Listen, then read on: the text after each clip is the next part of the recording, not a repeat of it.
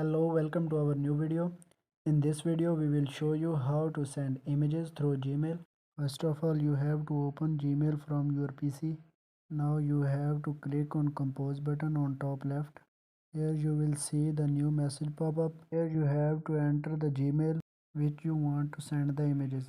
And then you have to click on attachment icon in the bottom. You will see the new pop-up opened. Now you have to choose the images which you want to send. So you will move to the images location in your PC and select the desired images and click open. Here you will see the images uploading has been started.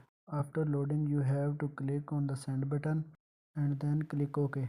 Now you can select the send button from the left side to check the email sent or not.